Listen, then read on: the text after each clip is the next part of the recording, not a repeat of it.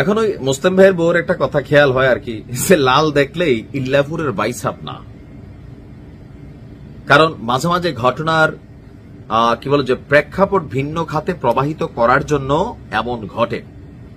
অনেক পাখি মাছ খায়, মাছরাঙার দোষে এই মুহূর্তে মাছরাঙার ভূমিকা আছে আওয়ামী লীগ, যুবলীগ, ছাত্রলীগ। তবে আসলে ঘটনার পিছনে কারা সেটাও একটা ইন্টেনশন, কারণ নানান প্রেক্ষাপট এখানে ঘটতে পারে। আবার খোদ মাছরাঙা পাখি আওয়ামী লীগ, যুবলীগ, ছাত্রলীগও এই ঘটনা ঘটাইতে পারে। ঘটনার প্রেক্ষাপট হচ্ছে রাজশাহীতে জাতীয় নাগরিক পার্টির জেলা সমন্বয়ক কমিটির সদস্য এবং বৈষম্যবিরোধী ছাত্র আন্দোলনের সাবেক সংগঠক, তার বাড়িতে একটা চিঠি, একটা কাফনের কাপড় মিলছে। চিঠির মধ্যে বেশ কিছু লেখা ছিল। কাফনের কাপড় মিলছে মানে বুঝতেই পারছেন দুনিয়া ছাড়া করার মানে প্রস্তুতি। তো চিঠির প্রথম লেখা হচ্ছে, প্রস্তুত হ রাজাকার, তুমি কে আমি কে, রাজাকার রাজাকার। তো সেখান থেকে প্রস্তুত হ রাজাকার। তারপর লিখছে যে আপনার বাপ মায়ের দোয়া নে, ভালো পরামর্শ দিছে যে দুনিয়া ছেড়ে চলে যাবা, বাবা মার দোয়া টোয়া নিয়ে নাও, তোদের দিন শেষ। এখন এই পরিবারে কয়জন আছে, নাকি ফুল ফ্যামিলির টার্গেট করছে, সেটাও একটা প্রশ্নবোধক চিহ্ন। জয় বাংলা, জয় বঙ্গবন্ধু, এতটুকু লেখা দেখলে বুঝতে বাকি নাই নিশ্চয়ই এটা আওয়ামী লীগ, যুবলীগ, ছাত্রলীগের কাজ। আবার হইতেও পারে, নাও হইতে পারে। হুমকিপ্রাপ্ত এনসিপির নেতা খালিদ হাসান মিলু মোহনপুরের ধুরুল গ্রামের বাসিন্দা। তার অভিযোগ, শনিবার দিবাগত রাতে দুর্বৃত্তরা তার বাড়িতে পেট্রোল ঢেলে আগুন লাগানোর চেষ্টা করে। পরে বাড়ির সামনে কাফনের কাপড় এবং চিরকুট ফেলে তারা সেখান থেকে চলে যায়। রাত 11:30টার দিকে তিনি বাসায় ফিরেন।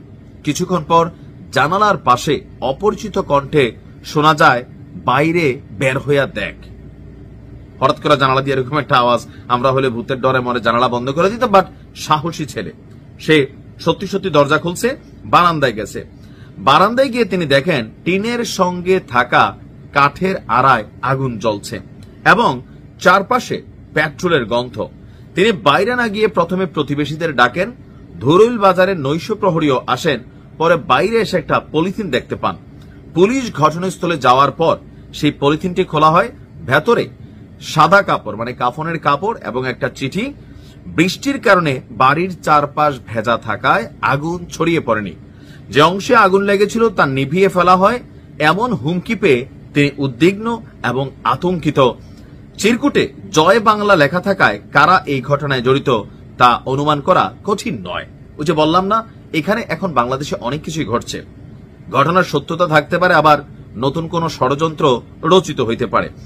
এনসিপি রাজশাহীর জেলা সমন্বয় কমিটির যুগ্ম সমন্বয়ক নাহিদ বলছেন, এই ধরনের ঘটনা অত্যন্ত দুঃখ এবং লজ্জাজনক। আওয়ামী সন্ত্রাসীরা এখনো আমাদের এভাবে হুমকি দিয়ে যাচ্ছে, যা প্রশাসনের ব্যর্থতার প্রমাণ। প্রশাসন যদি কার্যকর পদক্ষেপ নিত, সন্ত্রাসীরা এমন সাহস দেখাতে পারতেন না। আমরা এ বিষয়ে থানায় জিডি করব। এখন এটা কিন্তু খুবই ডিয়ারিং একটা ঘটনা, যে পুরো বাড়িতে আগুন লাগাই দেওয়ার যে প্রচেষ্টা, চিঠি, কাফনের কাপড়। এখন এই ঘটনাগুলো চোখ বন্ধ করে সবাই আওয়ামী লীগ, যুবলীগ, ছাত্রলীগ এই ঘটনাগুলোতে জড়িত, সেটাই আসলে মনে করা স্বাভাবিক। বাট বাংলাদেশে যে বললাম না, যে ঘটনার পেছনে মাঝে মাঝে নানান ঘটনা তৈরি হয়ে যায়। সো প্রশাসনের উচিত সুষ্ঠু একটা তদন্ত করা, পাশাপাশি এই সমন্বয়ককে অতীতে কেউ কোনো হুমকি ধামকি দিচ্ছে কিনা, অথবা স্পেসিফিক তার বিরুদ্ধে বা তার কারো বিরুদ্ধে কোনো অভিযোগ আছে কিনা, সেইটা যাচাই বাছাই করে যে কোনো পদক্ষেপ নেওয়া উচিত। কারণ অনেক সময় ওই যে বললাম যে সব পাখি মাছ খায়, মাছরাঙার দোষ হয়। এই মুহূর্তে বাংলাদেশের যে কোনো একজন সমন্বয়কের সাথে এমন কোন ঘটনা ঘটা মানে পরদিনই সারা বাংলাদেশে আওয়ামী লীগের বিরুদ্ধে আরো একটা রায়ট ঘটে যাবে। এতটুকু বুঝ নিশ্চয় আওয়ামী লীগের থাকা উচিত। ঘটনায় যদি জড়িত থাকেন, ভালো হইয়া যান, কপালে অনেক শনি আসবে। আর প্রকৃতপক্ষে অন্য কেউ যদি ষড়যন্ত্র করে, সেটাও একটু খতিয়ে দেখা উচিত। আমরা প্রকৃত ঘটনা জানতে চাই। ভালো থাকুন।